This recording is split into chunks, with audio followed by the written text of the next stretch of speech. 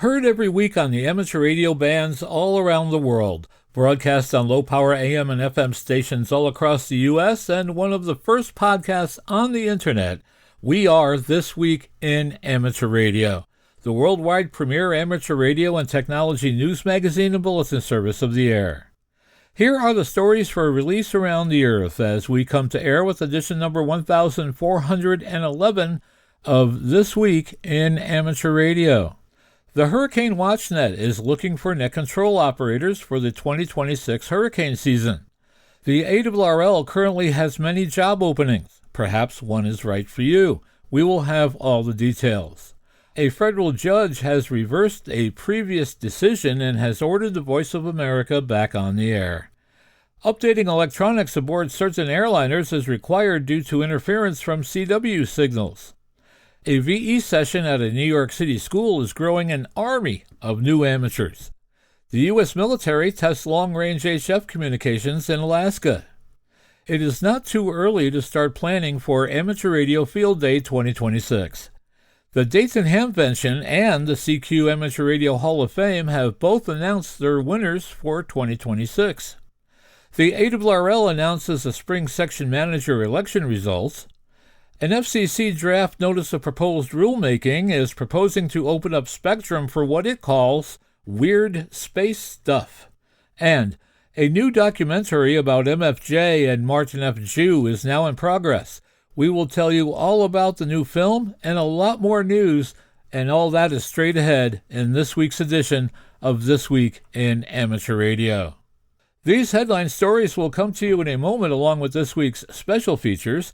We'll visit with Bruce Page, KK5DO, and get an update from AMSAT and what's new with all of those amateur satellites in orbit. Australia's own Onno Benschop, VK6FLAB, and Foundations of Amateur Radio continues with Part 16 of his Bald Yak project. This time out, he answers the question, how do you decode FM?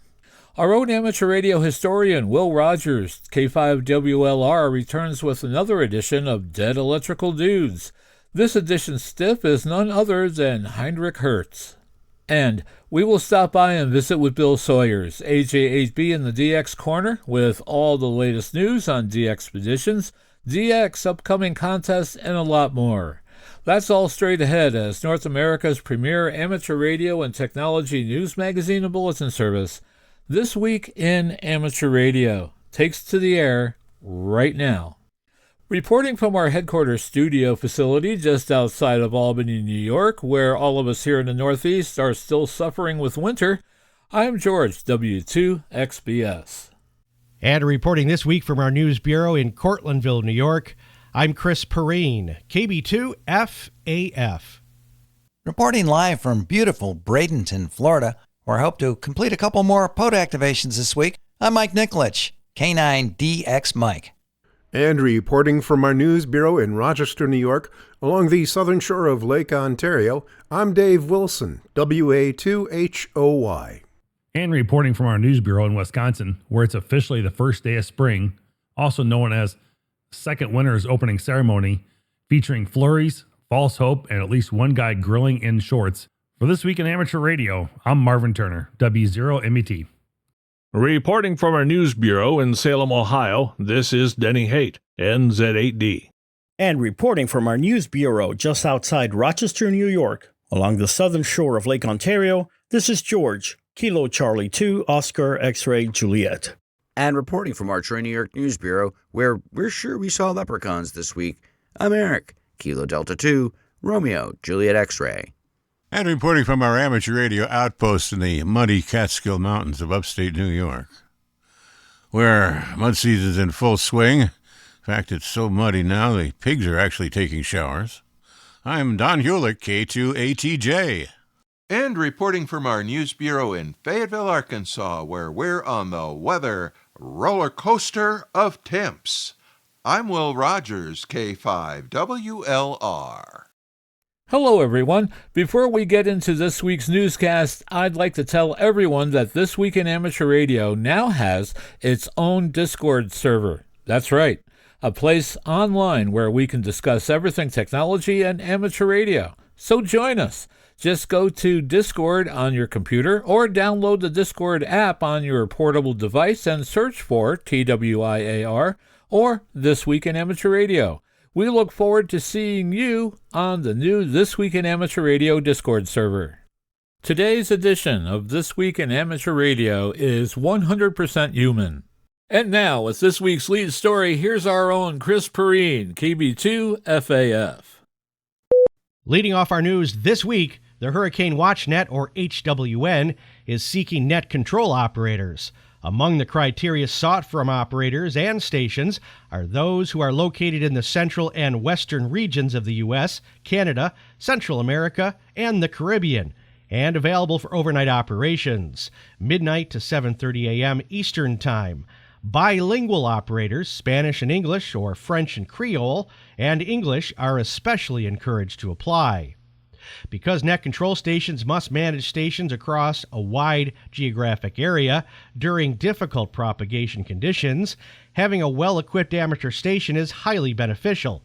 A tower-mounted beam antenna for 20 meters, reliable 20 and 40-meter HF capability, amplifier capability for strong, consistent signals, reliable internet connectivity, as net control stations coordinate through the HWN internal chat system during activations, and operators willing to make themselves available when hurricanes threaten. As HWN marks 62 hurricane seasons of watching, preparing, and activating whenever hurricanes threaten land in the Atlantic Basin, it is preparing for the 2026 Atlantic hurricane season, which forecasters suggest could once again be an above-average season. Amateur radio operators interested in training to become a net control operator for the Hurricane Watch Net can learn more by visiting hwn.org.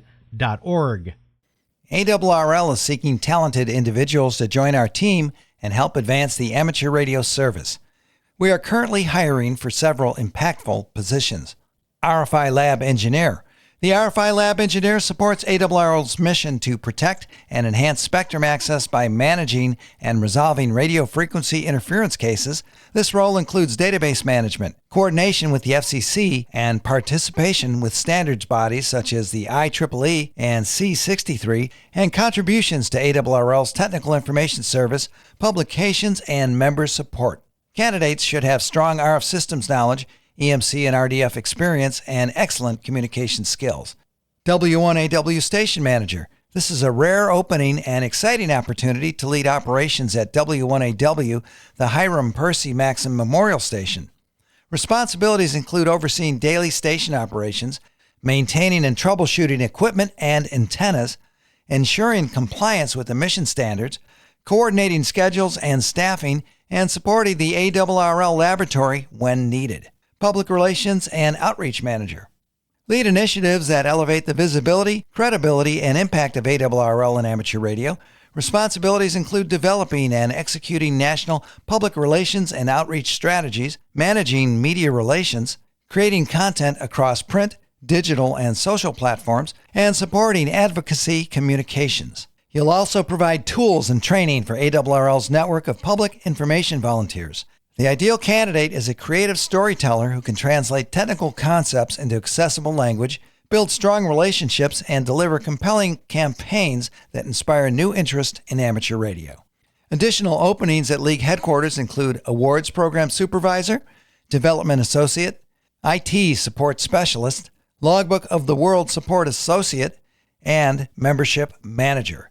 We value in-person collaboration, and these roles are 100% on-site at our headquarters in Newington, Connecticut.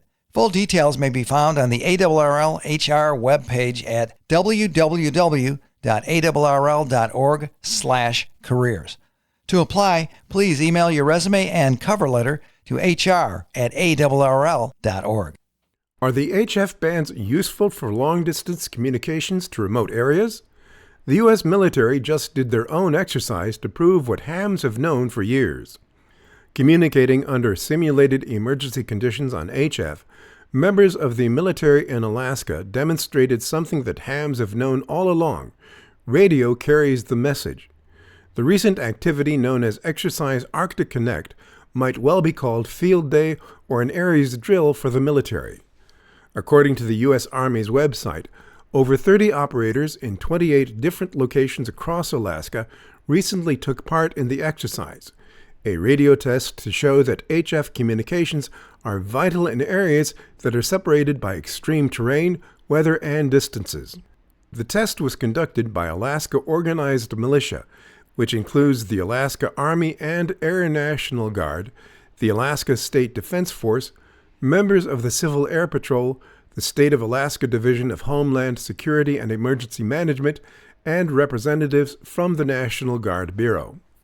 Colonel Christy Brewer, Alaska National Guard Director of Joint Operations, said, "Our responsibility is to the people of Alaska. That means ensuring we can maintain command and control across a state where terrain, weather, and distance test every system. This exercise validates the partnerships and redundant pathways that allow us to respond decisively when communities need us." According to the New York Times, the Voice of America broadcast service, which had been shut down amid controversy last year, is headed back into service.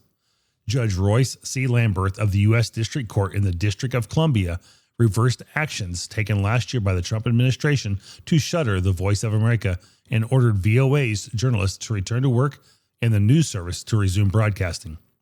Judge Lamberth had earlier ruled that the appointment of Carrie Lake was illegal, hence voiding all layoffs and shutdowns, which she made. The Voice of America, founded in 1942 to combat Nazi propaganda in World War II, had been broadcasting in 49 languages to over 360 million people around the world when it was shut down. If Judge Royce's ruling stands, their goal is to return to that level. The Voice of America Museum, an amateur radio club in Westchester, Ohio, a popular attraction during Hamvention, is not connected with or affected by this current situation. A story that we've been following about aircraft avionics now includes a federal mandate. The Federal Aviation Administration has ordered that airlines flying Boeing's 787 Dreamliners now have to inspect and repair faulty onboard transponders. According to a report at aviationatoz.com, the move is expected to cost U.S. airlines nearly $8 million. United Airlines, American Airlines, and Alaska Airlines, who operate from hubs including Chicago's O'Hare and L.A. International Airports, are among those affected by the FAA Airworthiness Directive. It states that certain Boeing 787 transponders can fail when they're exposed to continuous wave signals, including those generated by Morse code from military transmitters and amateur transmissions. Such signals, when encountered by the aircraft's Mode S transponder, may cause a failure to respond to radar interrogation. Air traffic control systems rely on those responses to track aircraft positions accurately. Without a correct relay from the transponder, controllers, quote, may temporarily lose visibility on their radar display. Additionally, the onboard traffic collision avoidance system may not generate alerts correctly, reducing a critical safety safeguard designed to prevent mid-air collision. Tests conducted by the FAA showed a nearly 90% failure rate of interrogation attempts in environments with CW interference, which prompted the corrective solution order. The directive applies globally to Boeing 787 aircraft equipped with the affected transponder model. However, FAA's financial assessment only covers aircraft registered to U.S. airlines that have up to 4 years to complete the required inspections and modifications. The directive has the support of Boeing and the Airline Pilots Association. However, operational concerns were expressed by several airlines who have requested a delay. While hams around the United States remain optimistic over the hoped-for passage of a national law that would prevent homeowners associations from restricting residents' amateur radio equipment, Indiana's governor has signed a new law to provide such protection for hams throughout the state. Starting on July 1st, amateur radio antennas, towers, and feed lines cannot be restricted by homeowner associations in residential communities in Indiana. A new law signed by Governor Mike Braun will afford hams such protection on any property they rent, lease, or own within the association's purview. This is not a green light for all amateurs, however. According to the measure's language on the Indiana General Assembly website, House Bill number 1152 will only apply to homeowners associations that are formed or create documents containing such restrictions after June 30th, 2026.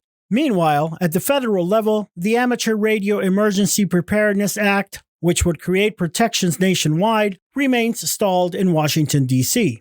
According to the website govtrack.us, the bill was introduced into committee on February 6th, where it must be considered and voted on before it can move along to either of the two main houses of Congress. A high school teacher in New York City, with help from the ARRL Teachers Institute on Wireless Technology, has successfully licensed nearly 700 students in the past 2 years as part of a wide-ranging program that is teaching students in 2 schools that radio today is a central part of just about everything. On March 12th, ARRL Director of Education and Learning Steve Goodgame, Kilo 5 Alpha Tango Alpha, and Hudson Division Director Ed Wilson, November 2 X-Ray Delta Delta, traveled to Staten Island Technical High School to help lead teacher Everton Henrique, Kilo Delta 2 Zulu Zulu Tango, administer license exams to 143 students, resulting in 131 new hams and 14 upgrades. According to Goodgame, Henrique's formula for success is getting kids engaged with lots of hands-on stuff. He says everything is project-based, and there is lots of crossover to the school's robotics program. Now, adds Goodgame, he's working with a teacher at the adjacent McKee High School, which is a vocational high school, and the students are working together on a solar car program. Wilson noted that he's very impressed to see the vocational kids and the technical kids working together, teaching each other their respective skills. Goodgame says Staten Island Technical High School is the donor-funded Teachers Institute's first model school, which makes it eligible for additional resources and equipment. He notes that the school was the site of a Teachers Institute session last year and will host another this year.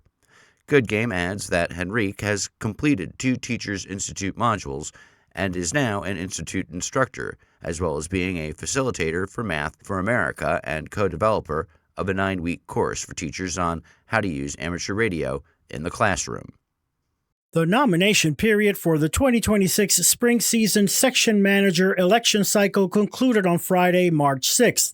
There will be no balloted elections because only one nominee per section was received at ARRL headquarters. Wisconsin will have a new section manager starting on July 1st, 2026. Myron Ostrick, KB9STB, was declared elected as the sole nominee. He is currently the Wisconsin Public Information Coordinator. Ostrick will take the reins of the Wisconsin Field Organization from Jason Spetz, KC9FXE of Menominee, who has been section manager since 2022. The following incumbent ARRL section managers did not face opposition and were declared elected for their upcoming new terms of office beginning July 1st, 2026. Thomas Beebe, W9RY in Illinois. Bob Burns, AK9R in Indiana. Scott Roberts, KK4ECR in Northern Florida. Scott Rosenfeld, N7JI in Oregon. And Paul Gayette, AA1SU in Vermont. Nominations will be resolicited for section manager positions in Maine and Santa Clara Valley in January 2027 because no nominating petitions were received by the deadline on March 6th. Phil Dugan, N1EP, decided not to run for another term of office as section manager of Maine, a position he has held since December of 2021. In Santa Clara Valley, James Armstrong, NV6W, decided not to run for a new term of office after serving as section manager since August of 2020. It's not too early to gear up and get ready for ARRL Field Day. With more on planning your field day this year, we go to John Ross, KD8IDJ, at League Headquarters with this report. Field Day 2026 takes place on June 27th and 28th and will bring together more than 30,000 amateur radio operators for one of the most popular on-air events in the U.S. and Canada. This year's Field Day theme is Amateur Radio, a National Resource. Combined with the ARRL Year of the Club, it provides the perfect opportunity for radio clubs to set up stations in public places to demonstrate ham radio's science, skill, and service to our communities and our nation. All of the information you need to get started can be found on the Field Day website, including how to join the ARRL Field Day Facebook group, where you can share your plans, tips, and tricks for a successful field day. The overall objective for Field Day is to contact as many stations as possible on the 160, 80, 40, 20, 15, and 10-meter HF bands, as well as all bands above 50 megahertz, and to learn to operate in less than optimal conditions. Many clubs choose to set up in camp-style fashion with portable equipment, temporary antennas, and off-grid power sources. Field Day is open to all amateurs in the areas covered by the ARRL RAC field organizations and countries within IARU Region 2, that's North and South America. DX stations residing in other regions may be contacted for credit but are not eligible to submit entries. Each claimed contact must include contemporaneous direct initiation by the operator on both sides of the contact. Initiations of a contact may be either locally or by remote. Also check out the Field Day site locator page to help find participating stations near you. And as an added incentive for anyone participating in ARRL's year-long America 250 Worked All States WAS Award, contacts made with the ARRL-affiliated clubs all year, including during Field Day, will count towards your America 250 WAS-affiliated club endorsement. Check out all the details at www.arrl.org, America 250-was. I'm John Ross, KD8IDJ. For more information about ARRL Field Day, visit the ARRL Field Day webpage.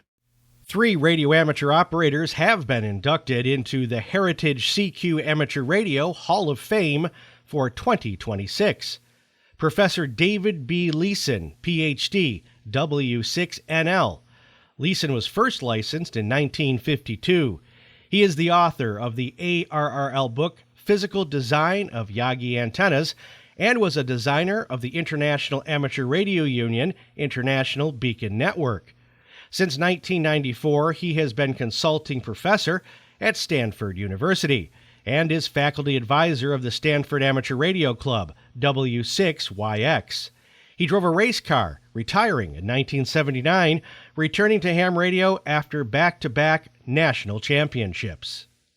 Richard Dean Straw, N6BV, Silent Key, a renowned antenna expert. Straw was part of the Navy project in the early 1990s to measure HF dipole and vertical antennas in front of hill, on top of hill, and behind a hill in Utah. The team used a helicopter that towed either a 3-axis receiver or a transmitter that was developed by SRI International in Menlo Park, California. This system was used for measuring and verifying antenna performance, mainly for the military. Straw retired from the staff of the ARRL, the National Association for Amateur Radio, in 2008, following 15 years of service as the Senior Assistant Technical Editor. While working for the ARRL, Straw edited 5 editions of the ARRL Antenna Book, the most of any named editor, 4 volumes of the ARRL Antenna Compendium, editions 4 through 7, and several editions of the ARRL Handbook. He became a silent key in 2025. Dr. Jose Otis Vicens, NP4G, first licensed at the age of 16, Otis, known to his friends and fellow operators on the air as NP4G, developed a passion for amateur radio. Born and raised in Humacao, Puerto Rico, he is the only amateur radio operator in his family. Otis later moved to the United States to study biology at Purdue University, where he became active with the W9YB Amateur Radio Club. Otis is very active in Puerto Rico's ham radio scene. He is past president of the Puerto Rican Amateur Radio League and is currently president of the International DX Association. Otis also received the 2026 Amateur of the Year Award from the Dayton Hamvention. You can read more about the 2026 inductees at the Heritage CQ Amateur Radio Hall of Fame, created by CQ Magazine and currently administered by the K8CX Ham Gallery. Symbols of national pride and national identity are not being permitted at this year's World Radio Sport Team Championship. Spectators and participants can expect to see plenty of things at the World Radio Sport Team Championship event in the United Kingdom this coming July. There will be antennas, rigs, cables, microphones, and keys, and plenty of spectators to cheer on the hams using them. What will not be evident anywhere are any emblems, flags, or other symbols of national identity. The organizing committee of WRTC 2026 has reaffirmed the approach that was used during WRTC event held in 2023 in Bologna, Italy. That means that, as before, this year's teams will avoid national symbols of any kind. This is especially significant because it is consistent with the competition's qualification process, which identifies all participants by qualification area and not by their DXCC. Like the Olympics, the WRTC is held every 4 years with different host countries each time. They include Brazil, Finland, Germany, Russia, Slovenia, and in the United States, in San Francisco, Boston, and Seattle. The worlds of amateur radio and ionospheric science came together once again on March 14th and 15th at the 9th Annual HamSCI Workshop. To tell us more about this year's workshop, we go to League headquarters, where John Ross, KD8IDJ, files this report. This year, HamSCI 2026 was hosted by ARRL and held at Central Connecticut State University, just minutes away from ARRL headquarters in Newington, Connecticut. HamSCI, the Ham Radio Science Citizen Investigation Program, encourages radio amateurs to collect data that scientists use in their research on ionospheric phenomena. This year's workshop featured 17 oral presentations, 3 tutorials, 5 demonstrations, and 31 posters, and through researchers from Virginia Tech, St. Francis University, Dartmouth College, Boston College, and others. ARRL CEO David Minster, NA2AA, welcomed participants at the conference opening, followed by Dr. Nathaniel Fussell, W2NAF, lead organizer of the HamSCI community, who set the stage for the weekend's activities. The keynote speaker at Saturday evening's banquet was NASA astrophysicist and citizen science officer Dr. Mark Kuchner. The workshop also included a field trip to tour ARRL headquarters, and attendees were invited to participate in late-night operating from the iconic W1AW station. One overriding theme of the conference was that you don't need to be a physicist to contribute to valuable data. HamSCI's basic personal space weather station, which costs about $100, can observe space weather effects both as a single-point measurement and as part of a larger distributed network. The group has made data collection fun with such activities as the Solar Eclipse QSO Party and Meteor Scattered QSO Party. One presentation demonstrated how ham observations and measurements captured ionospheric effects during 2 recent solar eclipses. At Sunday morning's poster session, University of Scranton student Owen Rzansky, KD3ALD, described a project to develop a dashboard of HF contesting, DXing, and general operations using data from the Personal Space Weather Station and other remote sources. The project is intended to enhance the real-time propagation assessments sought by amateur radio operators. For many participants, the chance to operate from W1AW was a highlight of the weekend. ARRL Senior Director of Marketing and Innovation Bob Interbitson, NQ1R, described the atmosphere at the station as energetic. All 6 guest operating positions were occupied until closing time at 11:30 p.m. on Saturday. ARRL extends its thanks to many partners supporting HamSCI 2026, including the University of Scranton, New Jersey Institute of Technology, the National Science Foundation, NASA, Amateur Radio Digital Communications, and more. I'm John Ross, KD8IDJ. Participants were treated to a first-ever 630-meter contact from W1AW, a contact with the J51AD expedition to Guinea-Bissau, and a QSO between W1AW and a remotely controlled station in Bonaire, operated by Bob Interbitson as PJ4NQ1R, with both control operators in the same room. The roughly 35 visiting operators had a chance to use equipment from multiple manufacturers, notably ICOM, Yaesu, Kenwood, and Flex Radio. Ryusuke Takada, JI1 VHV, who had traveled from Japan to attend the workshop, made 46 contacts in 20 minutes. Each visitor left with a personalized certificate, and several considered it to be a once-in-a-lifetime experience. Hello and welcome to the DX Corner for your weekly dose of DX. I'm Bill, AJAB. The 2011 T-32 Charlie D Expedition QSO record of 213,022 has been shattered by the German 5-man team at J51 Alpha. As of March 11th, the J51A team had 217,671 contacts in just 16 days. T-32C was back in the day before the current digital modes of FT4 and FT8. During their D-expedition, that team operated for 30 days and had 48,966 unique contacts, a record that still stands. Congrats to the new QSO record at Team J51 Alpha, and they still have 4 more days to go. Well, since that came out, we know how they finished. Quote, we have an update from J51 Alpha. They finished with 255,639 QSOs and 49,600 different call signs, which was also a record. They are now QRT. Remember, they have 5 people traveling with 18 suitcases, 2 oversized ski bags, 6 pieces of hand luggage containing the bandpass filters and triplexers, and 5 backpacks containing the radios and power supplies. That sums up 600 kilograms of gross weight. Congrats to the Germans at G51 Alpha for a fantastic effort. It is well done. And speaking of great efforts, we have an update on 3 Yankee Zero Kilo, Bouvet Island. The entire 3 Yankee Zero Kilo team is safely back on the vessel after a successful expedition to Bovetoya.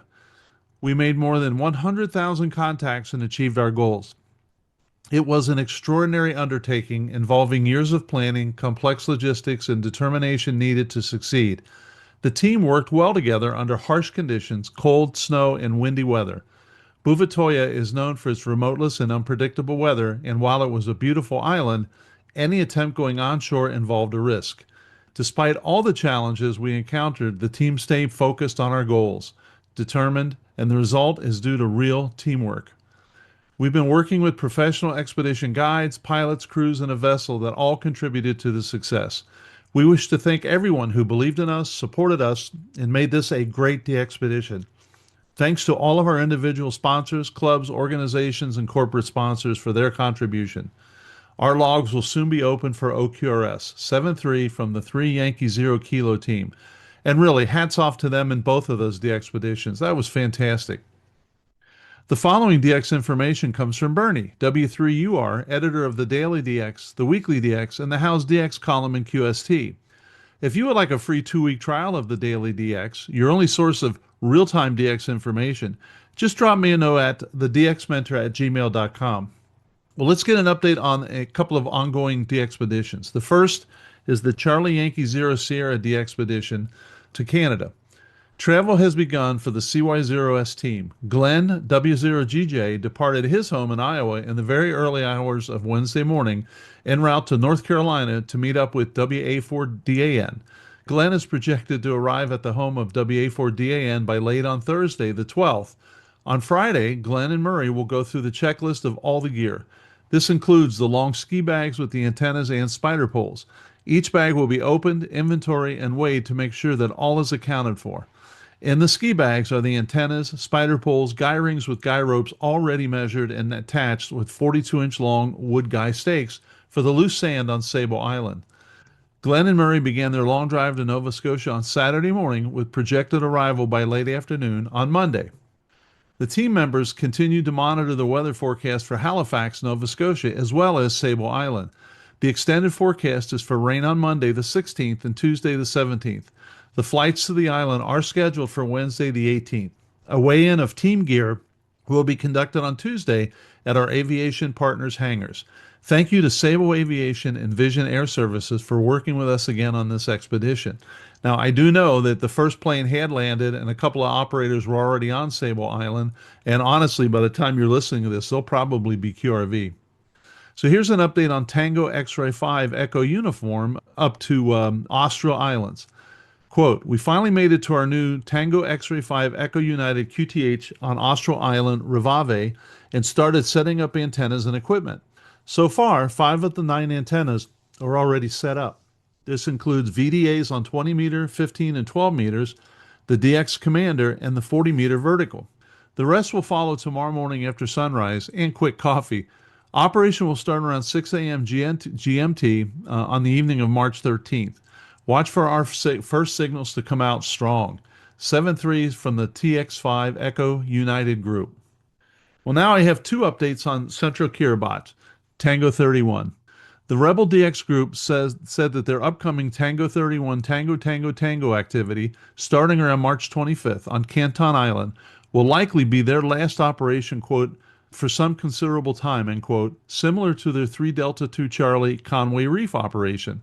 They say they are joining government officials and a Ministry of Fishery and Environmental delegation, and note that the rules are changing soon, including likely a lockdown of access for visitors for environmental protection reasons. We have a second update then, a few days later. The Rebel DX Group's upcoming Tango 31 Tango Tango Tango operation, which is scheduled to start around March 25th, gave us this update. Preparations are complete with the ship loaded with supplies, fuel, and generators. They are now on their way to Fiji, headed to Samoa to be joined by 7 Kiribati government officials who will be part of the trip to Canton Atoll.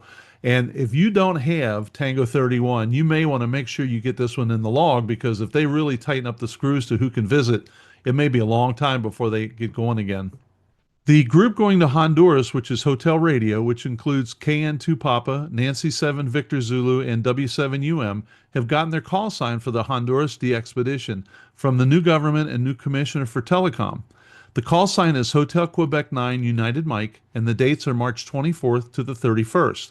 They will be on 160 through 10 meter sideband CW and FT8 and will be using LOTW for QSLing.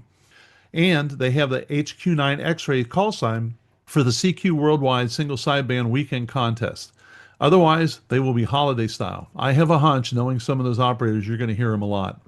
From Sri Lanka, which is 4 Sierra, I have this. Andre, Radio 8 Whiskey X-ray, will be active as 4 Sierra 7 Whiskey X-ray George, primarily from a villa in Matarik, Sri Lanka, between March 19th and March 25th. And potentially from a hotel in Hikadawu from March 25th to March 27th. On March 21 and 22, Andre will focus on operating in the RDXC, prioritizing competition participating over other activities. Operations will mainly be on CW and sideband on bands 28 MHz to 3.5 MHz and potentially 1.8 MHz with 100 watts of power and various antennas such as an inverted V, a ground plane, or a vertical, using a Sun SDR2 DX receiver. QSL options include Hamlog, LOTW, Direct, and the QSL Bureau. This trip combines an on-air time with family vacation.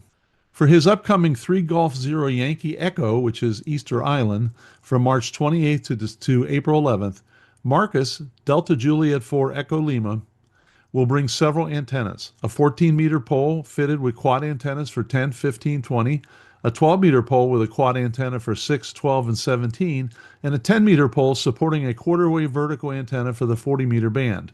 So look for Easter Island.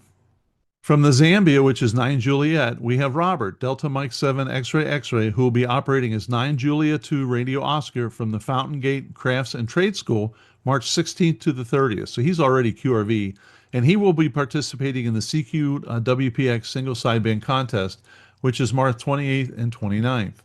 And we have a couple from Vanuatu, which is Yankee Juliet. Victor Kilo 2 Yankee Uniform Sierra, Chris, plans an operation as Yankee Juliet 0 Charlie Alpha. He will be at Port Vila from March 18th to April 2nd, single sideband only. The same gear as previously, an IC 7300 to a small amplifier and simple wire antennas on 40 through 10 meters. He says his main operating times will likely be between 2100 and 1000 Zulu. Chris logs on the paper and then has a, quote, high-quality physical card for confirmation. Cards will be sent out airmail in April from Australia. And you can check QRZ.com for the details on his QSL address, etc. And then from Vanuatu, again, Yankee Juliet, we have Aki, Juliet Kilo 1, Juliet X-Ray Zulu, who will operate as Yankee Juliet 1, Yankee X-Ray Zulu from Port Vila, Vanuatu, between March 15th and April 3rd. He should be QRV by now. And he will be active on 80 through 6 meters after 5 p.m. local time on weekdays and all day on weekends. From St. Bartholomew, Fox Juliet, we have this. Delta Kilo 6 Alpha Sierra Andreas is now active from St. Bart's as Fox Juliet stroke Delta Kilo 6 Alpha Sierra for the month of March. He is QRV on CW, FT4, and FT8 on 3.5 through 50 megahertz, including participation in the ARRL International DXCW contest. QSL via Delta Kilo 6 Alpha Sierra.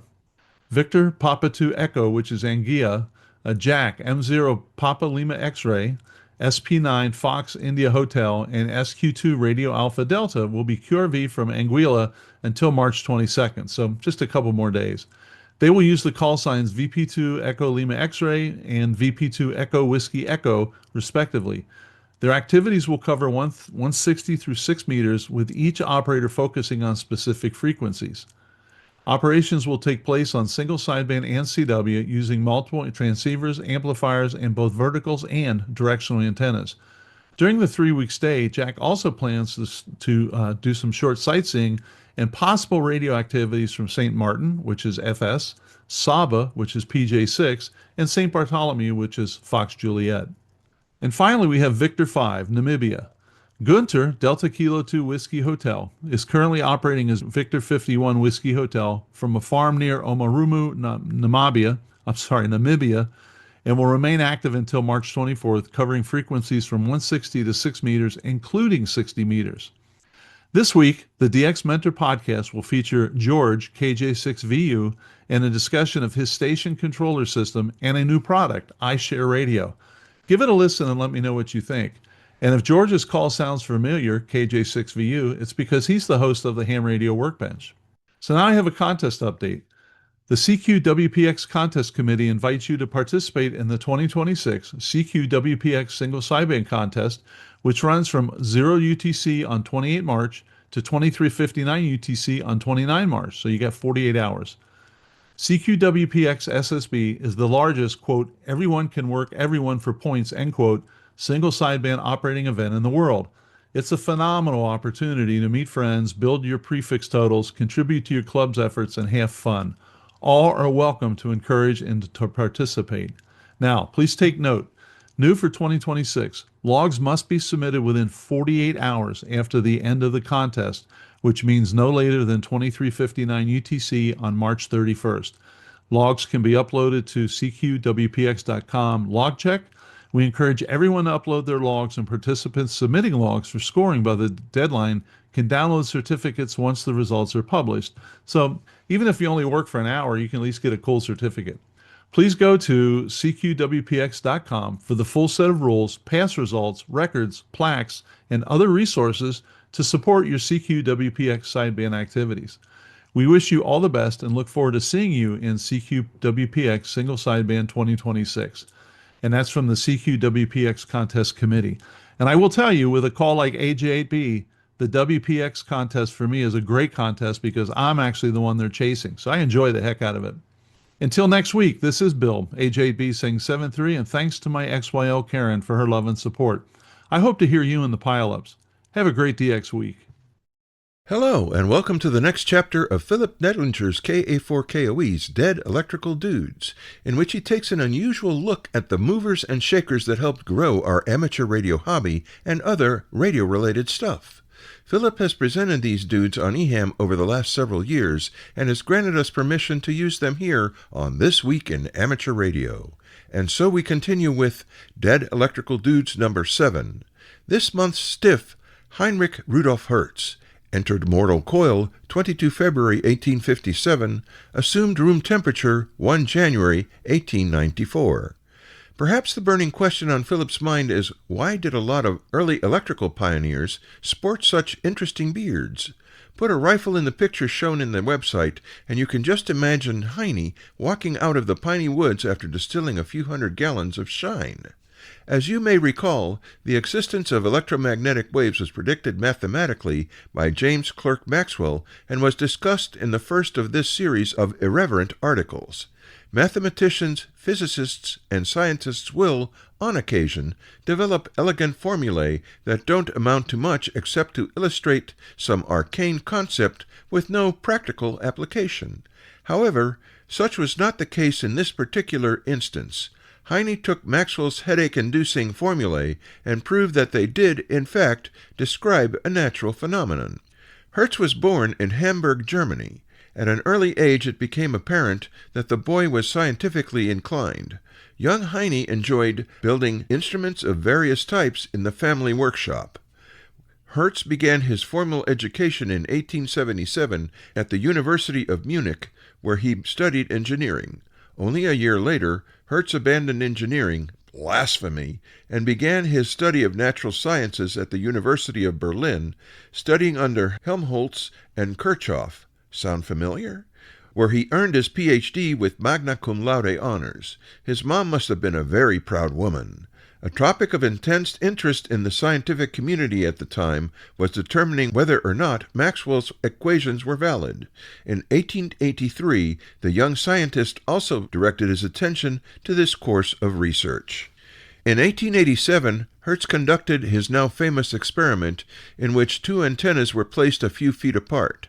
The first part of the device consisted of essentially a crude spark gap transmitter connected to the first antenna.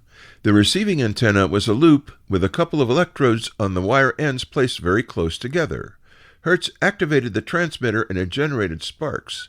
Sparks were also seen leaping across the electrode gap to the receiving antenna. Further experiments were conducted in which it was determined that the invisible waves could be reflected and refracted in a manner similar to that of light waves, and finally that light waves were also electromagnetic in nature. Maxwell's theories were finally vindicated 8 years after his death. Hertz's findings were published in 1892 in a book, Untersuchungen über die Beobachtung der elektrischen Kraft, Investigations on the Propagation of Electric Energy. Unfortunately, Hertz died young at the age of 37 from blood poisoning. Associates and friends remember the professor as amiable and modest, and people seem to be naturally attracted to him. In his honor, the unit of frequency measurement, the Hertz, was named after him. A young Italian boy read about Hertz's experiments, and it galvanized his attention. 3 guesses as to who that boy was. Signed, Philip Nedlinger, P.E., KA4KOE. References The Spark Museum, found at http://www.sparkmuseum.com/. With our appreciation to Philip Nedlinger, KA4KOE, for the use of his materials, I'm Will Rogers, K5WLR, reporting for This Week in Amateur Radio. Foundations of Amateur Radio. How do you make a hole? That's a pretty straightforward kind of question, and by the time this sentence is finished, there's going to be at least as many answers as people who considered it. I didn't supply any parameters to this hole, so answers could include shovels, collapsing space, fire, a drill, or any number of other interesting approaches. If I narrowed it down to, say, a hole in wood, there'd still be plenty of options. Specifying the type of wood, the diameter, and other parameters would further narrow down the selection of methods. What if I asked you, how do you decode FM? You might wonder if there's more than one way, and I can assure you, just like with making a hole, there's plenty of ways to go about achieving this, even if I limit this to software implementations only. I must confess, when I recently set out to test my SOAPy SDR library notions using a GNU radio flow graph to listen to FM radio, I searched the documentation, found a beginner's tutorial, and used the information there to make my first proof-of-concept FM receiver. I put it on GitHub and went about my business. After finally managing to hear the decode effort and being less than impressed, I started trying to understand the tutorial flow graph. When I started looking at what would be needed to decode stereo FM broadcast radio, I discovered that there were several tutorials, examples, and videos with slightly or significantly different solutions to the problem. That's on top of the over a dozen standard FM-related blocks supplied within GNU Radio. I then set about trying to discover the canonical implementation of an FM receiver, and came up short. Instead, I discovered even more implementations of FM receivers, each subtly different. You should know that there's a difference between how your local hit radio station does FM and how an amateur radio repeater does FM, let alone the local CB radio channels, satellite telemetry, wireless microphones, or even hearing aids.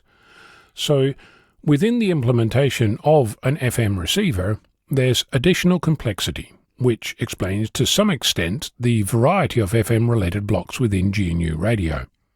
I think ultimately it's safe to say that there's an unlimited supply of implementations of an FM receiver within GNU Radio. It led me to ask, what is the, for want of a better word, right way, and what does that actually mean? In GNU radio, you string together blocks that process a signal. If you're familiar with flowcharts, the process is very similar.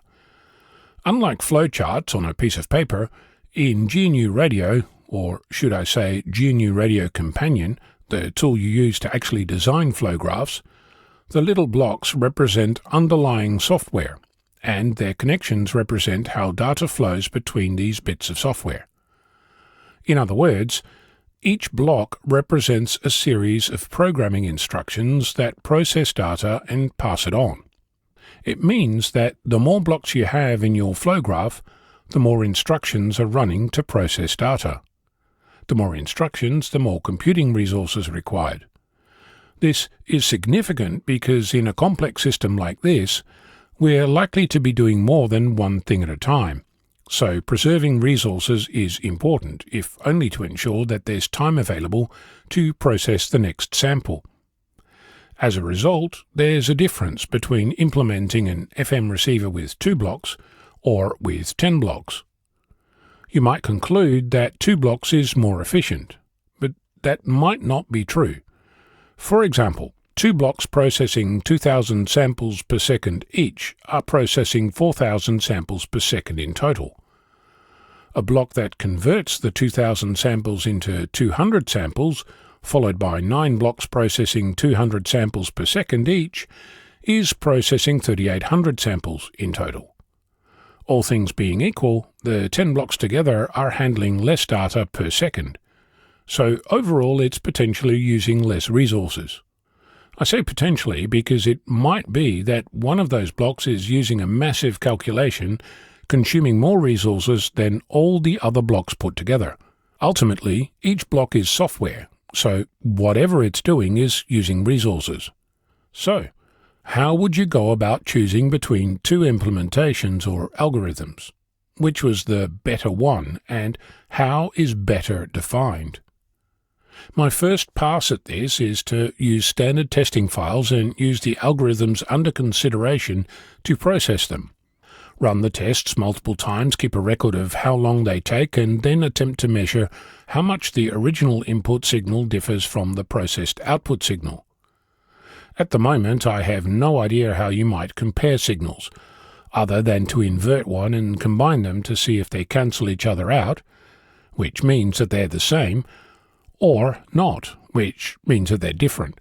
For my sins, in trying to think of a way to do this, I realized that the way I implement this radio contraption needs to be able to deal with test files and potentially multiple different implementations of a decoder. It also means that I have some more thinking to do. Ideally, there needs to be a concept of meta-information, like the radio source, the tuned frequency, the bandwidth, gain, and likely more, so I can set the parameters once and reuse these across whatever else is part of the flow graph. It should be possible to use a test file just as simply as a SOAPy SDR-compatible radio. It should also be possible to hear the audio, or save it to a file, or decode an embedded signal, or all at the same time. In other words, it needs to be flexible. Luckily, GNU Radio is really a collection of libraries built specifically for this task. I'd love to hear your thoughts on the matter. I'm Ono, Victor Kilo 6, Foxtrot Lima, Alpha Bravo.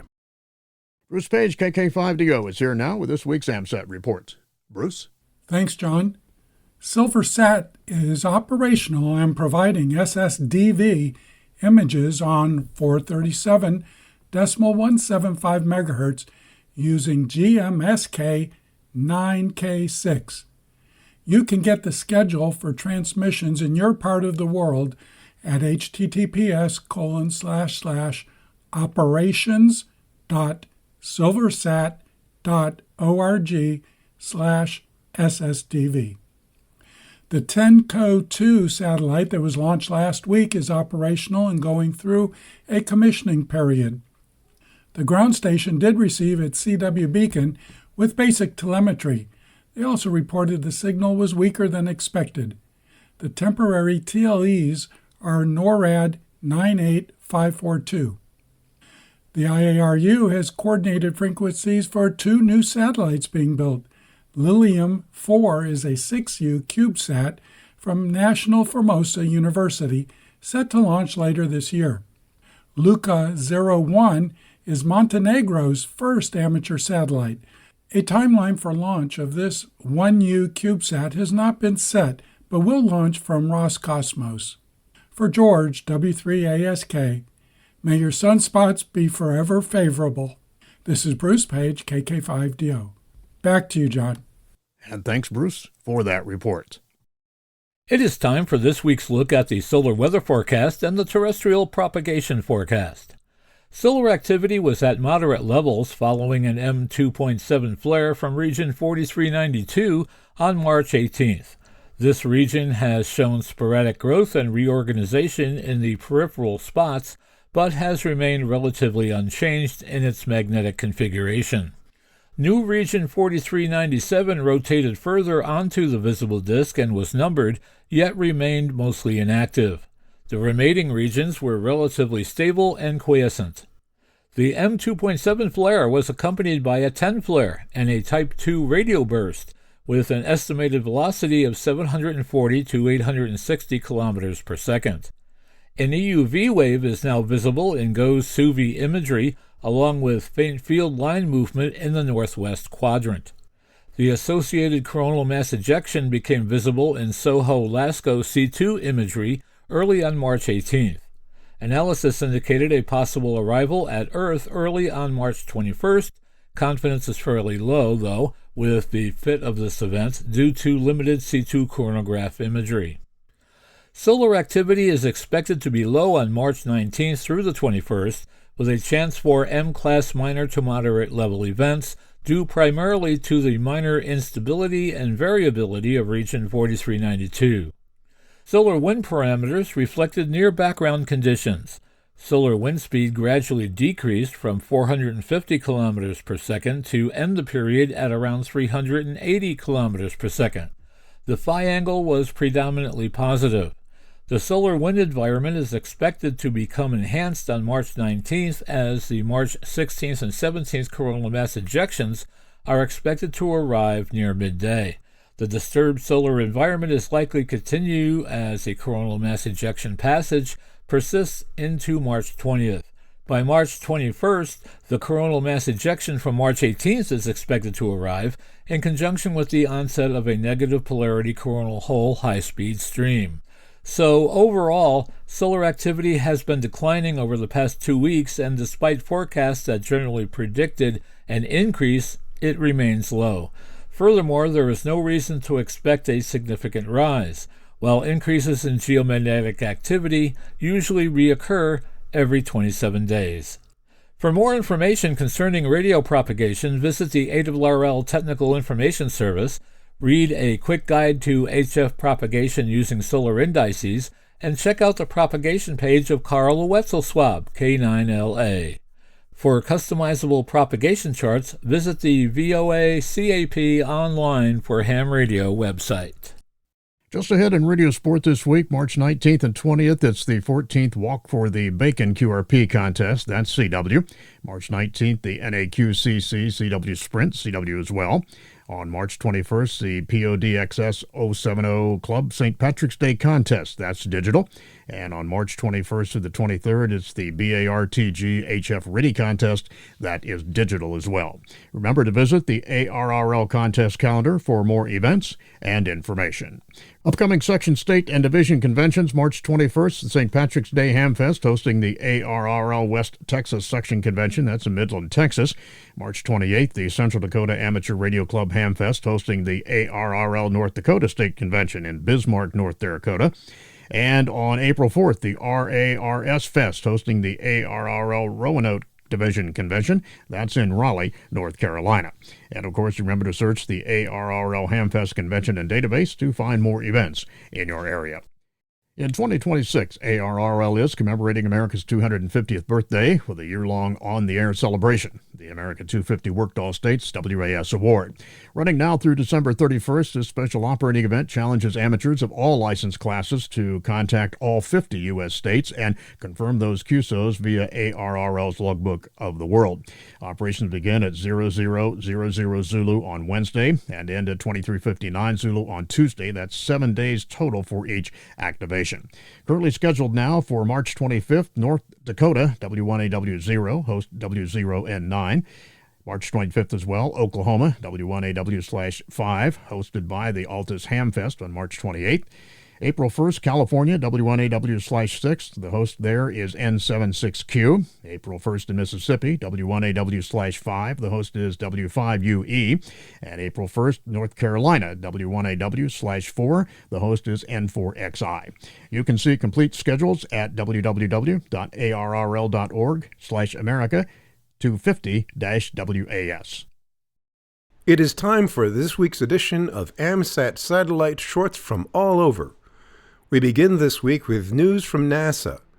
NASA held a live news conference on March 12th following the Artemis II Flight Readiness Review, confirming the SLS rocket and Orion spacecraft remain in the Vehicle Assembly Building at Kennedy Space Center for final prep work. Repairs to the upper stage helium system from a quick disconnect seal issue are complete, with rollout to the pad expected later this month. The mission targets the first crewed lunar flyby in over 50 years, now aiming for early April launch opportunities. Still with NASA, they report that the officially retired Van Allen Probe A, launched 2012, made an uncontrolled re-entry over the Pacific west of the Galapagos on March 11th. Most of the spacecraft burned up, with a low risk of debris causing harm. Its twin probe B remains in orbit but is non-operational. The probes studied Earth's radiation belts for years. Next up, the European Space Agency has confirmed that its chronograph spacecraft, part of the Proba 3 solar observation mission, has gone silent following an onboard anomaly in mid-February 2026. The incident led to the loss of altitude control, preventing the satellite's solar panels from facing the sun and draining its battery. The spacecraft has since entered survival mode, cutting off all communication with Earth. Meanwhile, Roscosmos completed repairs to the damaged Soyuz Pad 31 at Baikonur Cosmodrome after a November 2025 incident where an unsecured service structure fell during launch. Over 150 personnel restored the site. The pad is the only location where Russia can launch its manned Soyuz capsules, which are a mainstay transport and cargo vehicle for the station. The first relaunch will be a Progress cargo ship to the ISS, targeted for March 22nd. And finally, Texas-based Firefly Aerospace celebrated on March 11th after successfully launching its Alpha rocket for the first time in nearly a year. The mission, called Stairway to 7, was the 7th flight for Alpha, which suffered 2 major mishaps during 2025. The first occurred during the Message in a Booster mission last April, which carried a technology-demonstrating satellite for Lockheed Martin, but failed to deliver it to orbit after an anomaly occurred during stage separation. Then last September, an Alpha first stage exploded on the stand during pre-launch tests. This mishap added months to the mission development timeline as the company investigated a cause and got another booster ready for flight. Alpha Flight 7 achieved nominal performance and validated key systems ahead of the Block 2 configuration upgrade. This test flight also delivered a demonstrator payload for Lockheed Martin. It is time for this week's edition of AMSAT Satellite Shorts from All Over. We begin this week with news from NASA. NASA held a live news conference on March 12th following the Artemis II Flight Readiness Review, confirming the SLS rocket and Orion spacecraft remain in the Vehicle Assembly Building at Kennedy Space Center for final prep work. Repairs to the upper stage helium system from a quick disconnect seal issue are complete, with rollout to the pad expected later this month. The mission targets the first crewed lunar flyby in over 50 years, now aiming for early April launch opportunities. Still with NASA, they report that the officially retired Van Allen Probe A, launched 2012, made an uncontrolled re-entry over the Pacific west of the Galapagos on March 11th. Most of the spacecraft burned up with a low risk of debris causing harm. Its twin Probe B remains in orbit but is non-operational. The probes studied Earth's radiation belts for years. Next up, the European Space Agency has confirmed that its chronograph spacecraft, part of the Proba 3 solar observation mission, has gone silent following an onboard anomaly in mid-February 2026. The incident led to the loss of altitude control, preventing the satellite's solar panels from facing the sun and draining its battery. The spacecraft has since entered survival mode, cutting off all communication with Earth. Meanwhile, Roscosmos completed repairs to the damaged Soyuz Pad 31 at Baikonur Cosmodrome after a November 2025 incident where an unsecured service structure fell during launch. Over 150 personnel restored the site. The pad is the only location where Russia can launch its manned Soyuz capsules, which are a mainstay transport and cargo vehicle for the station. The first relaunch will be a Progress cargo ship to the ISS, targeted for March 22nd. And finally, Texas-based Firefly Aerospace celebrated on March 11th after successfully launching its Alpha rocket for the first time in nearly a year. The mission, called Stairway to 7, was the 7th flight for Alpha, which suffered 2 major mishaps during 2025. The first occurred during the Message in a Booster mission last April, which carried a technology demonstrating satellite for Lockheed Martin, but failed to deliver it to orbit after an anomaly occurred during stage separation. Then last September, an Alpha first stage exploded on the stand during pre-launch tests. This mishap added months to the mission development timeline as the company investigated a cause and got another booster ready for flight. Alpha Flight 7 achieved nominal performance and validated key systems ahead of the Block 2 configuration upgrade. This test flight also delivered a demonstrator payload for Lockheed Martin. George Jacobs, W3ASK, an icon in the world of amateur radio and shortwave broadcasting, passed away last July.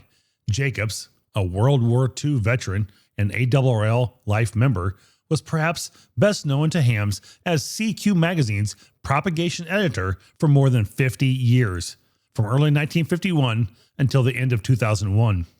Former CQ editor Rich Mosen, W2VU, recalled that George's primary goal through his tenure as propagation editor was to make ionospheric science understandable to the average ham, and to relate what we now call space weather to the conditions amateurs might expect on the bands.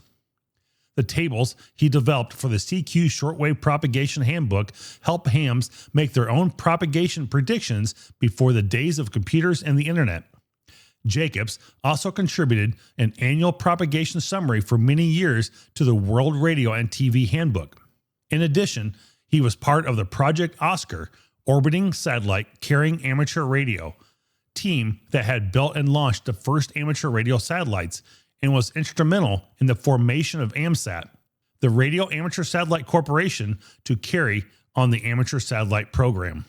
In the world of shortwave broadcasting engineering, Jacobs led the design and development of the Voice of America's worldwide network starting in 1949, and he oversaw technical development and operations for VOA, Radio Free Europe, Radio Liberty, and Radio Marty.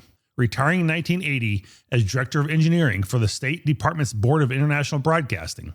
A founding member of the National Association of Shortwave Broadcasters, Jacobs' work continued to be in the field of private consultant until his passing on July 3, 2025, just days short of his 101st birthday.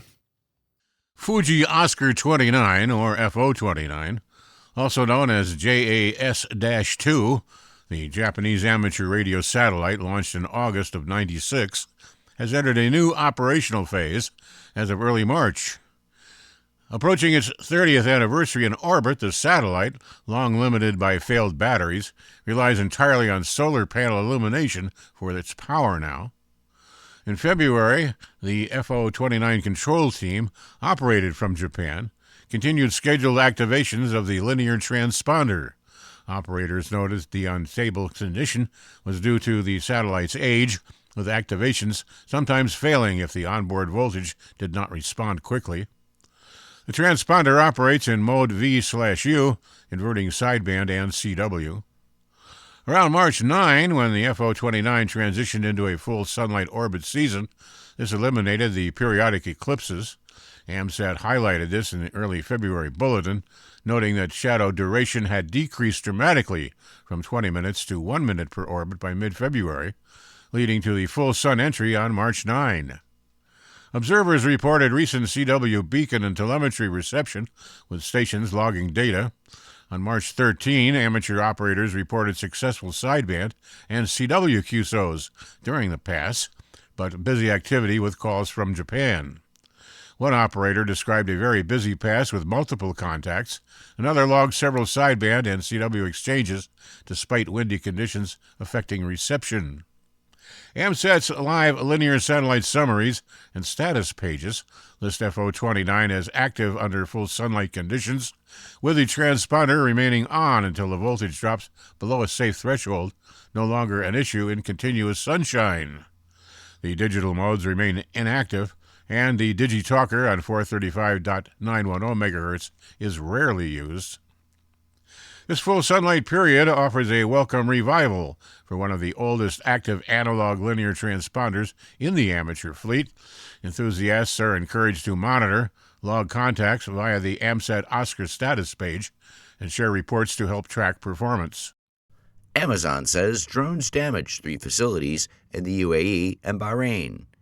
The incidents occurred on Sunday morning, with Amazon Web Services saying at the time that objects had hit a data center in the UAE, creating sparks and fire. Also on Sunday, Amazon Web Services said it was investigating power and connectivity issues at a facility in Bahrain. On Monday, the company confirmed that drone strikes had caused the outages.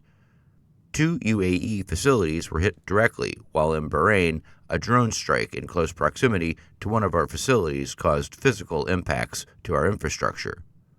The company said the drones caused structural damage, disrupted power delivery to infrastructure, and in some cases required fire suppression activities that resulted in additional water damage. The incidents highlight the vulnerability of key technology infrastructure like data centers during military conflicts.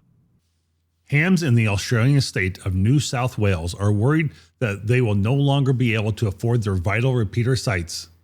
Faced with fee hikes on state-owned land, known as Crown land, they say they simply aren't budgeted for extra expense.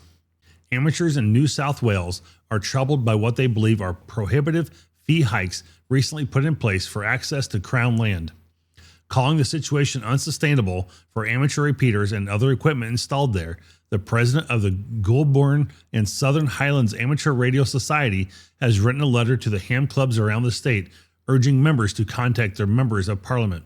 In his open letter to the clubs, Peter Chatwin, VK2PET, the Radio Society's president, noted that new or continued access to elevated Crown land sites for repeaters and towers could cost clubs as much as 20,000 AU per annum. Peter said that the hams need to substantiate their own club's financial hardship by forwarding examples to Steve Cook, member of the Cootamundra and Shadow Minister for Crown Lands. Peter wrote, "It is important that we provide genuine, practical examples of how these costs are affecting clubs across New South Wales." He said that groups in rural areas, as well as those providing emergency communications and training, rely on robust, functioning networks that include these sites.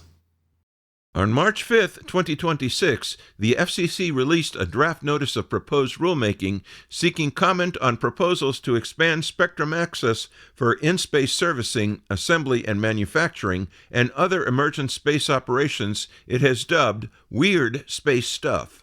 The Commission will vote on the draft NPRM at its March 26th open meeting. If adopted, comments will be due 30 days after the NPRM's publication in the Federal Register, and reply comments will be due 30 days thereafter. The draft NPRM aims to support space innovation by codifying policies to alleviate spectrum shortcomings and make spectrum abundant for emergent space operations. In particular, it proposes to broaden regulatory classifications, allowing current spectrum licensees to leverage existing spectrum assets in innovative ways and facilitate spectrum availability for emergent space operations. The FCC proposes to authorize the potential use of frequency piggybacking for ISAM and other emergent operations, which would allow spacecraft to communicate in frequency bands already authorized for use by another spacecraft, while the two spacecraft are connected or working together in close proximity to each other.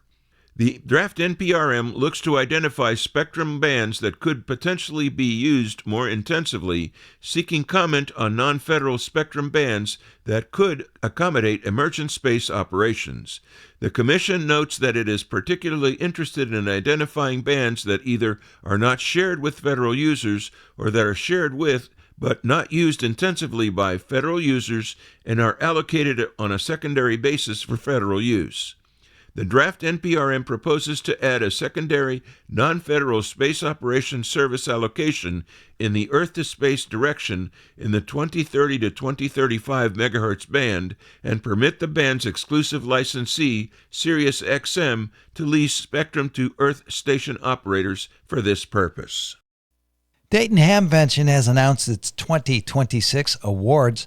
The Technical Achievement Award goes to Robert Famiglio, K3RF.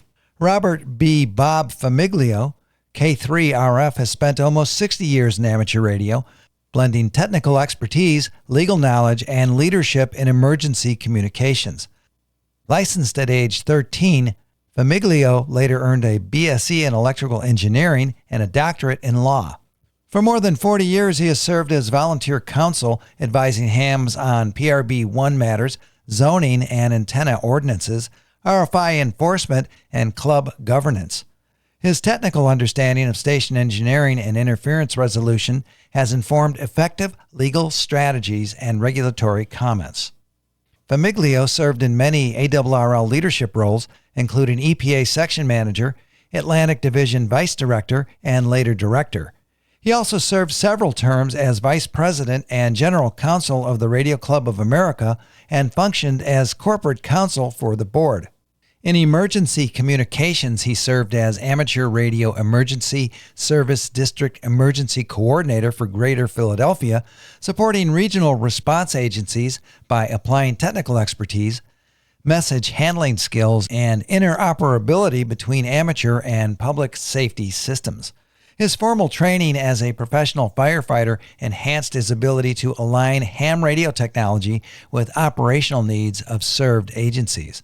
A longtime mentor, Famiglio supports on-air training nets and club programs stressing technical competence, regulatory literacy, and readiness for public service. He believes that amateur radio's core value lies in the skills, service, and technical capability of operators, not merely spectrum access, and he has worked to translate complex technical issues, spectrum coexistence, interference mitigation, and regulatory compliance into clear, actionable recommendations for policymakers. His blend of engineering, legal acumen, and emergency response experience has encouraged continuous training, lowered barriers to participation, and inspired new generations of ham radio operators. The Amateur of the Year award goes to Dr. Jose Otis Vicens, NP4G. Dr. Vicens was born and raised in Humacao, Puerto Rico. He was first licensed at the age of 16 and is the only amateur radio operator in his family. Vicens studied biology at Purdue University, where he became active with the W9YB Purdue University Amateur Radio Club. He graduated from the University of Puerto Rico School of Dental Medicine and completed a specialty program in pediatric dentistry at Brookdale University Hospital and Medical Center in Brooklyn, New York. In 2008, Vicens returned to his hometown of Humacao to begin practicing orthodontics. One of his early memories of service through amateur radio was in 1998, when Vicens helped provide communication support in Puerto Rico following Hurricane George. During the 2017 Puerto Rico hurricane disasters, he helped coordinate amateur radio emergency communications across eastern Puerto Rico. Vicens recalled attending the DX Forum at Dayton Hamvention, where presentations on major DXpeditions inspired him to someday be part of future adventures. He has now participated in many DXpeditions from all over the world, including Bouvet Island, 3Y, and most recently as team leader for KP5/NP3VI, the Desaseo Island DXpedition of 2026. He is a past president of the Puerto Rico Amateur Radio League and is currently president of the International DX Association. The Special Achievement Award goes to Martha Fell, N3QBE, and Joe Fell, W3GMS. Martha and Joe Fell's journey began in 1966 when Joe earned his novice license, WN3GMS, at the age of 14. Shortly thereafter, he met Harry Davis, W3FDY, who is now a silent key, who mentored him for 4 years. Harry taught him to think critically, design circuits, and execute projects with precision. His guidance was life-changing, and Joe pledged to honor his request to give back to others, just as Harry had done for him. To fulfill this promise, Joe chose to retire at the age of 56, following a 34-year corporate career and the successful launch of his own company. The success of this mission is thanks to his wife, Martha, whose dedication to overseeing administration and logistics has greatly benefited their students. Their program's reach has grown significantly over the decades. In 1976, Joe designed and built a repeater for his mentor's radio site, which remains operational 50 years later, serving a group of approximately 85 operators. Their weekly technical net has become a primary resource for both new and seasoned amateurs, including many professional electrical engineers. Today, Martha and Joe Fell mentor students of all ages and interests. While their first student is pursuing a PhD in electrical engineering at the Massachusetts Institute of Technology, their youngest student started at just 8 years old. And finally, the year of the club goes to the Long Island CW Club, or LICW. Long Island CW Club is an online Morse code training community built to help hams become confident and proficient CW operators. The club emphasizes high standards alongside a welcoming culture, focusing on teaching practical operational skills while fostering mutual respect and a spirit of learning for fun. LICW offers structured classes from beginner through advanced, a wide range of topical forums and practice resources that help students move from copying characters to true conversational flow. Instructors are volunteers who remember what it felt like to be new and who coach students through plateaus with clear, effective teaching methods, encouragement, and accountability. LICW includes strong participation and leadership across generations, including more than 400 women who serve as instructors and club leaders, along with programs that support youth and hams with disabilities. LICW is a community where people show up for each other, celebrate progress, and share the joy of CW on the air. The 2026 Dayton Hamvention will be held Friday, May 15th through Sunday, May 17th, 2026 at the Greene County Fair and Expo Center, 210 Fairground Road, Xenia, Ohio. As National Weather Service forecast offices began their spring education campaigns for the United States, the Skywarn YouthNet wants to bring that mission to the airwaves. November Zero Alpha, the special event station for the Skywarn YouthNet, is back on the air for their second annual event. Operating from March 15th through March 29th, this initiative aims to encourage amateur radio operators across the United States and around the world to prioritize severe weather awareness and emergency preparedness. Skywarn YouthNet manager Caleb Sfar, Kilo Echo Zero, Foxtrot Oscar Echo, said, "Our goal with this special event station is to educate the amateur radio community about the dangers of severe weather and the importance of being prepared. The station will be operating SSB and FT8 on all HF bands at various times during the day and night as time permits. In an environment where seconds save lives, the November Zero Alpha event serves as a critical reminder to the ham radio community to establish situational awareness before severe weather strikes. For more information on the Skywarn YouthNet, you can visit skywarnyouth.net.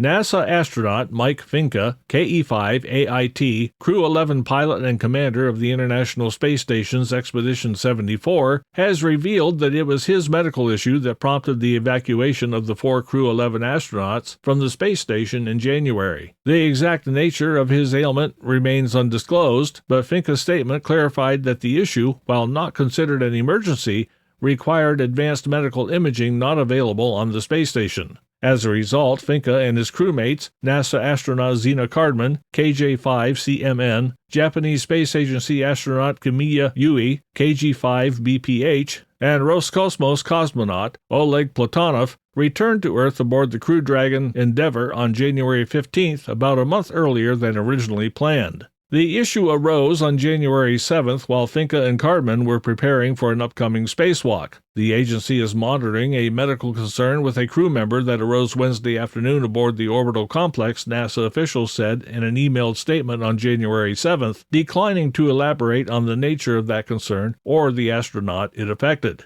Then, on January 8th, the agency announced that Crew 11 would end early so the issue could be addressed here on Earth. Crew 11 splashed down aboard Endeavour in the Pacific Ocean off the coast of San Diego on January 15th, leaving a skeleton crew of 3 aboard the ISS. SpaceX's Crew 12 mission was originally slated to launch in mid-February, with a typical handover period between them and Crew 11 expected after their arrival in low Earth orbit, allowing the newcomers time to acclimate to microgravity and life aboard the station. Efforts by SpaceX and NASA allowed for an earlier target date of their Falcon 9 launch aboard Crew Dragon Freedom, which lifted off February 13th and returned the ISS to its regular crew complement of 7.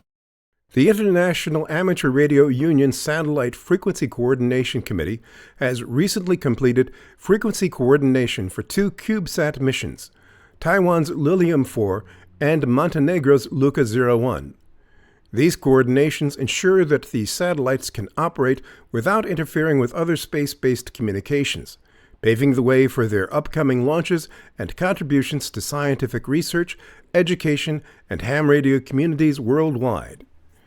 Lilium 4, a 6U CubeSat developed by National Formosa University, is set to enhance amateur radio connectivity and optical experimentation in space.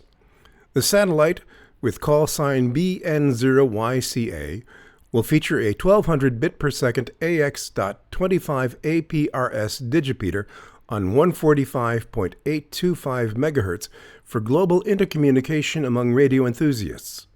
It also includes UHF telemetry downlink at 437.850 MHz and a high-bandwidth S-band downlink at 2405.0 MHz for monitoring an onboard optical payload. Additional capabilities involve a VU repeater with uplink at 145.980 MHz and downlink at 435.250 MHz, plus GNSS positioning using the L1 signal at 1575.42 MHz. The mission focuses on student-led studies of space-to-ground optical signal acquisition, with unencrypted telemetry encouraging public participation in decoding and link budget validation. IARU coordination for Lilium 4 was finalized on January 31, 2026, following a submission in late December 2025. The satellite is slated for launch no earlier than mid-March 2026 aboard a SpaceX rocket from Vandenberg Space Force Base, targeting a 510-kilometer polar orbit. Luca 01 represents Montenegro's entry into amateur satellite technology, spearheaded by Montenegro Space Research. This one CubeSat is designed for educational outreach, equipped with a charged particle sensor and a miniature camera to capture Earth's surface images. It will transmit special slow-scan television images and telemetry data to engage radio amateurs, students, and schoolchildren, using an open protocol for easy reception with affordable equipment.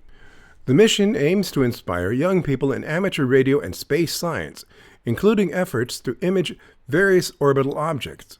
Downlinks have been coordinated on UHF frequencies, 437.180 MHz primary and 436.150 MHz spare, employing GMSK modulation at rates between 2.4 kilobits per second and 19.2 kilobits per second. Coordination was completed on March 13, 2026, after an application submitted on February 6, 2026. Lucas 01 is planned for a Roscosmos launch from the Vostochny Cosmodrome into a 500 to 600 kilometer sun-synchronous orbit. There's a new challenge to give more hams the chance to work Sardinia Island. As for 10 years, the Sardinian Regional Radio Group, Team DX Koros, has focused on growing the community of amateur radio DXers. As its members mark the group's 10th anniversary, they've teamed up with the Puerto Torres section of ARRL, the national nonprofit organization representing hams in Italy, to help land Sardinia and as many logbooks as possible. The Sardinia Island DXCCE 225 Challenge began earlier this month, offering gold, silver, and bronze certificates and a chance for some operators to record a new log entry. Their focus is until May 1st is to call CQ is IR0SAR. Sardinia Island is recognized as an independent DX entity and a much sought-after one. Long known and appreciated for its ancient ruins and other links to history, Sardinia can now be pursued with extra intensity for its standing among DXers. The YL Worldwide Award, the first international amateur radio event dedicated exclusively to female operators, just concluded on March 16th. YLs, which is short for young ladies, actually describes female amateur radio operators of all ages. Across the world, YLs joined together for a single operating event called YL Worldwide Award from March 9th through the 16th.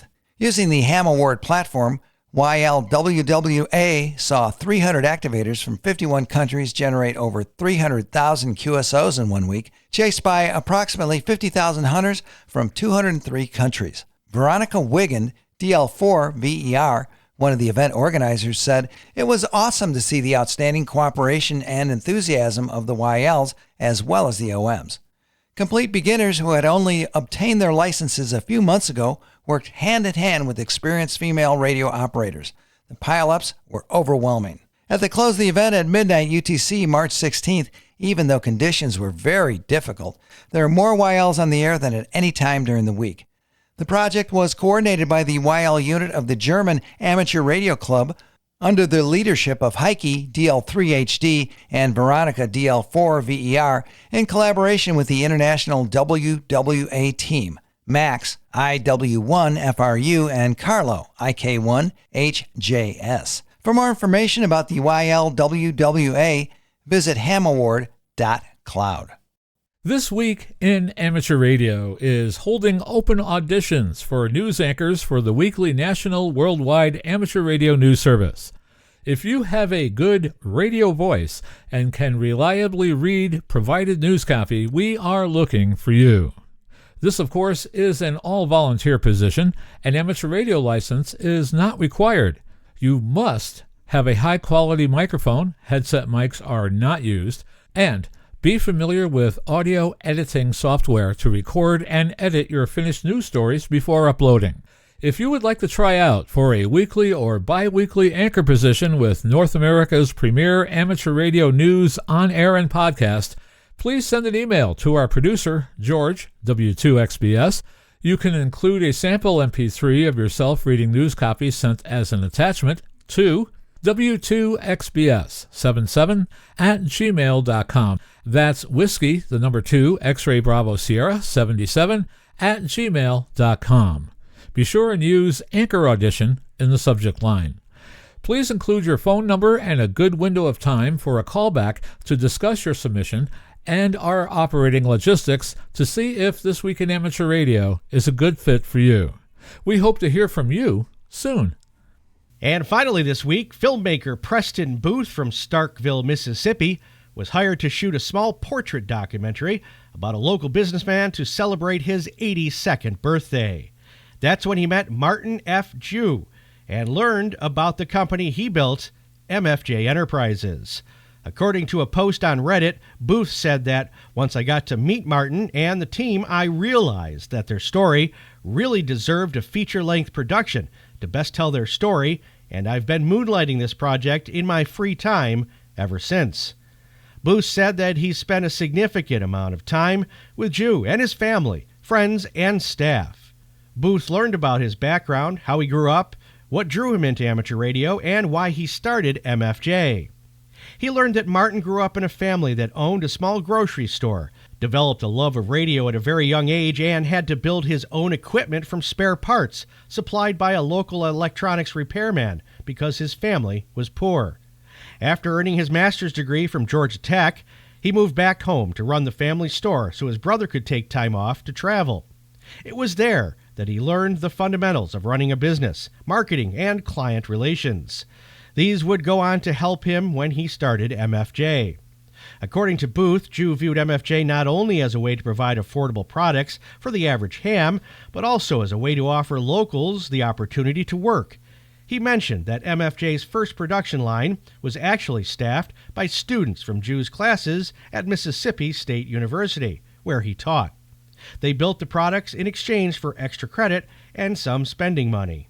Many of the news and information items heard in this edition of This Week in Amateur Radio have been provided by the American Radio Relay League, the ARRL Audio News Service, and the ARRL Letter, AMSAT, the Radio Amateurs of Canada, the Shortwave Listening Post, the Federal Communications Commission, the Radio Society of Great Britain, and Ofcom, the South African Radio League, the International Amateur Radio Union, the Wireless Institute of Australia and the Australian Communications and Media Authority, the New Zealand Association of Radio Transmitters, the Amateur Radio Newsline, the Rain Hamcast, Eric Guth, 4Z1UG and QSO Today, QRZ.com, the International Telecommunications Union, the 425DX News, Parks on the Air, and the Soda Reflector, and various news sources on the Internet. This Week in Amateur Radio is heard around the world on amateur radio repeater systems, streaming on the Internet, or on great low-power FM broadcast stations like WGXC-FM, part of the Waveform, on 90.7 MHz in Akron, New York, serving Greene County and the southern regions of New York's Capital District. With special thanks to all our weekly news sources and to you, our listeners, that wraps up this edition of This Week in Amateur Radio, here on our network flagship repeater, K2RHI. We would like to take this opportunity to thank K2RHI for use of the repeater to bring the greater capital area amateur operators this informative weekly news service. And now for all of us at This Week in Amateur Radio headquarters and our news team around the world, this is Will Rogers, K5WLR in Fayetteville, Arkansas, wishing you 73.